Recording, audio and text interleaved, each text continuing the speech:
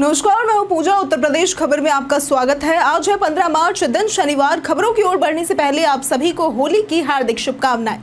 जिन लोगों ने हमारे कल के वीडियो पर लाइक और कमेंट किया था उनके नाम हैं नित्यानंद बर्णवाल, शिव गोविंद श्रीवास्तव, किशन अग्रवाल, सत्येंद्र शाही, संजय शुक्ला, रामचंद्र बिश्रा।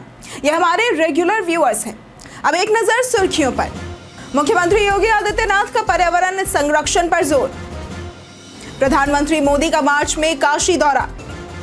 सीएम योगी आदित्यनाथ का पर्यावरण संरक्षण पर भाषण। चैंपियंस ट्रॉफी के खत्म होते ही पाकिस्तानी क्रिकेटरों की घटी सैलरी। 9वीं के बच्चों को इसरो में जाने का बेहतरीन मौका। चलिए अब बढ़ते हैं अब तक की 25 बड़ी खबरों की ओर विस्तार से।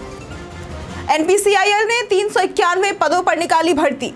सरकारी नौकरी की तलाश कर रहे युवाओं के लिए सुनहरा अवसर है। दरअसल nuclear power corporation of India limited यानी कि एनपीसीआईएल ने 391 पदों पर भर्ती निकाली है। आवेदन प्रक्रिया शुरू है और आवेदन करने की अंतिम तारीख 1 अप्रैल है। इच्छुक उम्मीदवार इसकी आधिकारिक वेबसाइट पर जाकर आवेदन कर सकते हैं। ये भर्ती assistant scientist B, stipendiary trainee यानी STSA जैसे पदों पर होगी। उम्मीदवारों का चयन ऑनलाइन परीक्षा, पर्सनल इंटरव्यू और कुछ पदों के लिए PT, मेंस और स्किल टेस्ट के आधार पर होगा। भर्ती से संबंधित सटीक और अधिक जानकारी के लिए आप इसकी आधिकारिक वेबसाइट और अधिसूचना को देख सकते हैं।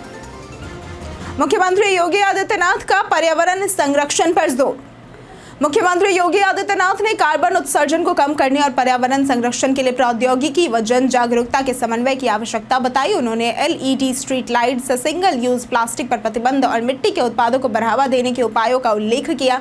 गोरखपुर को 2027 तक कचरा जलाने से मुक्त बनाने का रोड मैप साझा किया। प्रधानमंत्री मोदी का मार्च में काशी दौरा।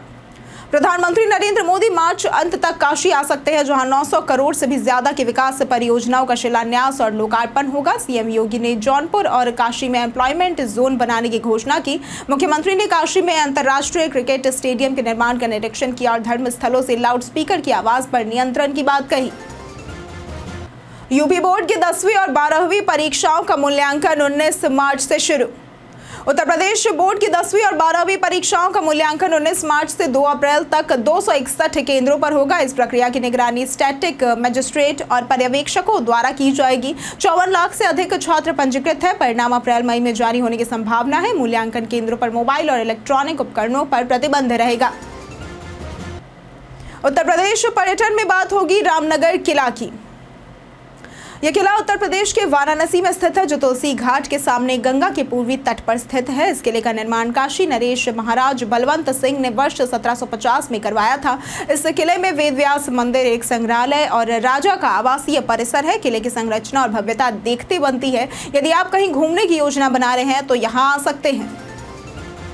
कॉल रिकॉर्डिंग अलर्ट ऑफ करने को लेकर वायरल हो रहे इस रील की जाने सच्चाई। आजकल स्मार्टफोन हर किसी के हाथ में है। यह हमें काम को तेजी से करने और मनोरंजन का अच्छा साधन प्रदान करता है। सोशल मीडिया पर वायरल होने वाली रील्स में कई बार सही और गलत जानकारियां दोनों ही मिला करती हैं।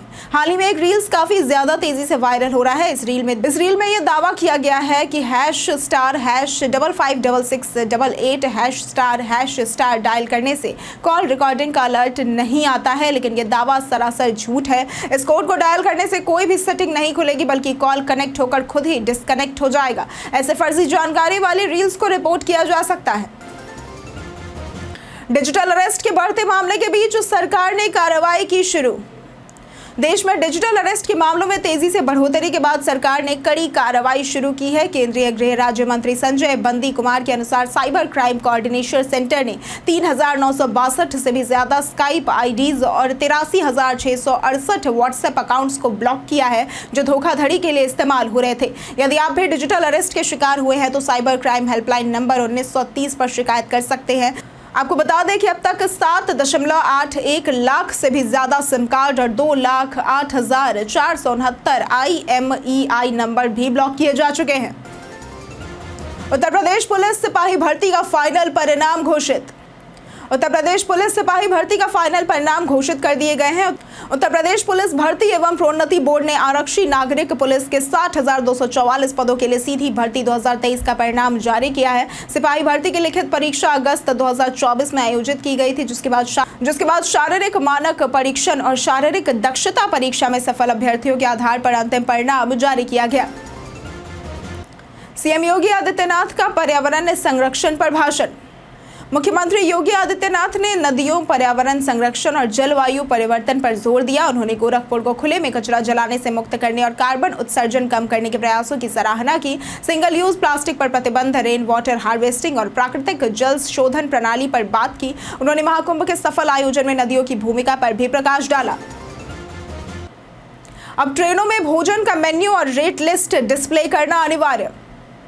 भारतीय रेलवे यात्रियों को बेहतर सेवाएं देने के लिए लगातार प्रयास कर रहा है। अब ट्रेनों में भोजन का मेन्यू और रेट लिस्ट को डिस्प्ले करना अनिवार्य कर दिया गया है। रेल मंत्री अश्विनी वैष्णव ने लोकसभा में बताया कि यह जानकारी यात्रियों के लिए उपलब्ध कराई जाएगी, जिसमें मेन्यू और दरें IRCTC की वेबसाइट पर और ट्रेन के वेटरों के पास उपलब्ध होंगी। इसके साथ ही SMS अलर्ट के जरिए यात्रियों को मेन्यू और टैरिफ की जानकारी मिलेगी। पेंट्री कारों में CCTV कैमरे और बेहतर निगरानी प्रणाली के तहत खाद्य सुरक्षा सुनिश्चित की जाएगी और QR कोड के जरिए पैकेजिंग की तारीख व अन्य जानकारियां भी उपलब्ध होगी।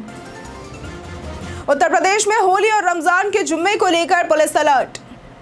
होली और रमजान के जुम्मे की नमाज एक साथ होने के कारण उत्तर प्रदेश में पुलिस प्रशासन हाई अलर्ट मोड पर रही। 18 जिलों में जुम्मे की नमाज का वक्त बदल दिया गया है और 4 जिलों जैसे कि बरेली, शाहजहांपुर, संभल और अलीगढ़ की मस्जिदों को तिरपाल से ढका गया है।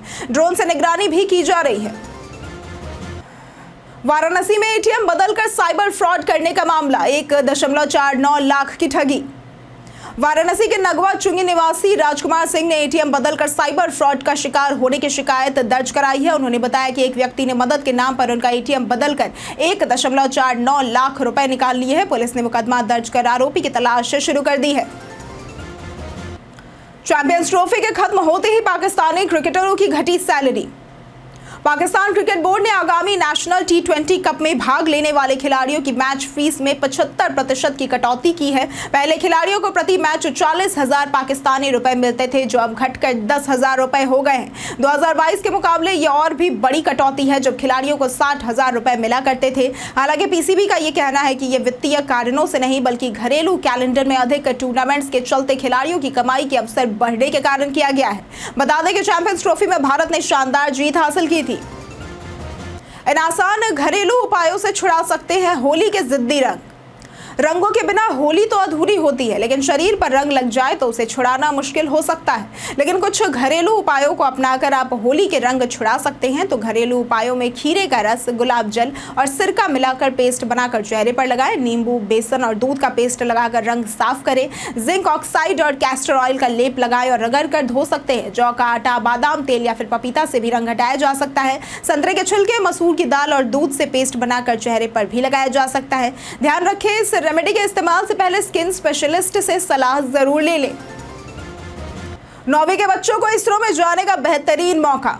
इसरो ने कक्षा 9वीं के छात्रों के लिए युवा वैज्ञानिक प्रोग्राम 2025 के लिए आवेदन शुरू कर दिए हैं। इच्छुक छात्र 23 मार्च 2025 तक आधिकारिक वेबसाइट पर आवेदन कर सकते हैं। इस कार्यक्रम का उद्देश्य छात्रों को अंतरिक्ष विज्ञान और प्रौद्योगिकी से परिचित कराना है। चयनित छात्रों को इसरो के 7 केंद्रों पर 2 सप्ताह के आवासीय पाठ्यक्रम में भाग लेने का मौका मिलेगा। चयन 8वीं कक्षा के शैक्षणिक प्रदर्शन, एक ऑनलाइन क्विज और विज्ञान मेलों या फिर प्रतियोगिताओं में भागीदारी के आधार पर किया जाएगा। चयनित छात्रों की सूची 7 अप्रैल को जारी होगी।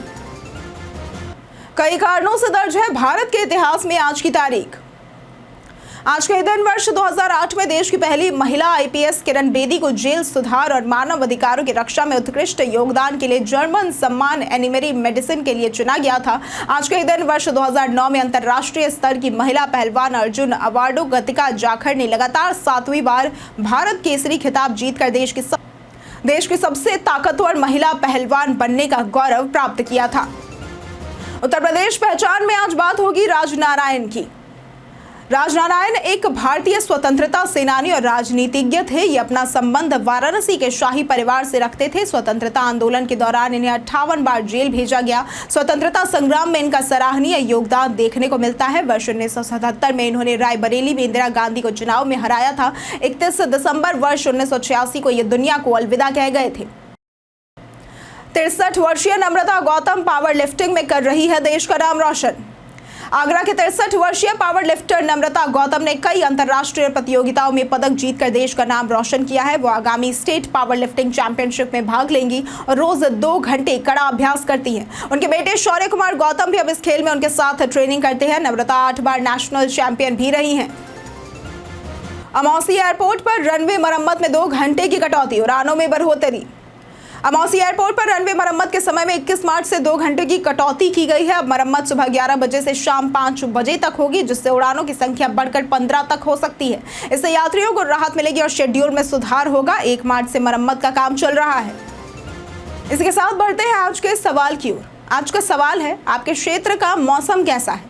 आप अपना जवाब हमें हमारे कमेंट सेक्शन में लिखकर जरूर बताएं। आज के लिए सिर्फ इतना ही। उत्तर प्रदेश की तमाम खबरों के साथ बने रहने के लिए देखते रहे डेली यूपी। और साथ ही अगर आप यूट्यूब चैनल पर देख रहे हैं तो चैनल को सब्सक्राइब करें, और अगर आप फेसबुक पेज पर देख रहे हैं तो लाइक और फॉलो जरूर करें।